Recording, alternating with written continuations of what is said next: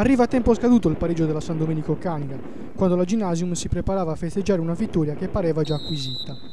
L'equilibrio della partita viene spezzato al 21esimo dall'inserimento senza palla di Pulina, che controlla al volo un cross della sinistra di Secchi e con un preciso pallonetto supera Manca. I difensori della San Domenico protestano con il direttore di gara per un controllo con la mano dell'autore del gol, un'infrazione che queste immagini non consentono di confermare. La San Domenico fatica a costruire azioni offensive capaci di mettere in difficoltà la difesa meno battuta del campionato e si affida all'estero di Simone Caso, che sia sul calcio piazzato che con un'azione personale non riesce ad impensierire il Solinas. Michelangelo Chessa vuole di più dai suoi giocatori, ma la Gymnasium riesce comunque a chiudere il primo tempo sul risultato di 1-0. La San Domenico rientra in campo con uno schieramento più offensivo. Gigi Meloni opta per Davide Fois al posto del difensore Solinas. I benefici di questa sostituzione sono immediati. È il terzo minuto quando il numero 11 va in pressione su Solinas inducendolo all'errore che Mura non riesce a trasformare in gol. La Gymnasium cerca di colpire in contropiede e da un lancio di Faida nasce un'occasione per il Marungio, ma il suo sinistro al volo finisce alto.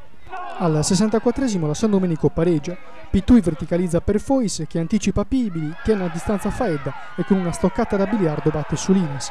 Un gol da attaccante consumato che vale la pena di rivedere al rallenti.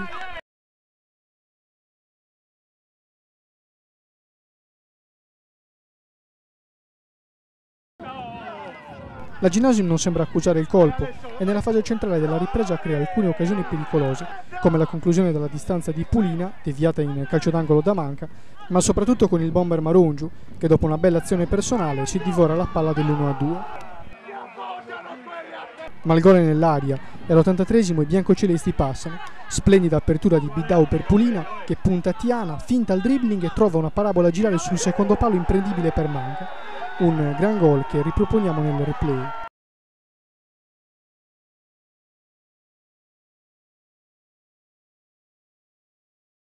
Tre minuti dopo la Gymnasium ha la palla per chiudere la partita.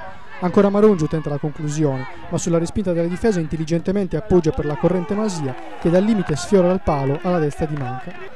All'88esimo viene espulso il capitano della San Domenico Bino, che scalcia Marungio proprio davanti a Ventuletto, che inevitabilmente gli mostra il rosso. La tenacia e l'orgoglio messi in campo dai padroni di casa valgono il pareggio proprio al 90esimo, ma prima del gol di Milia è ancora Fois a sfiorare la doppietta, con un tocco di punta deviato da Faida quanto basta per finire al lato.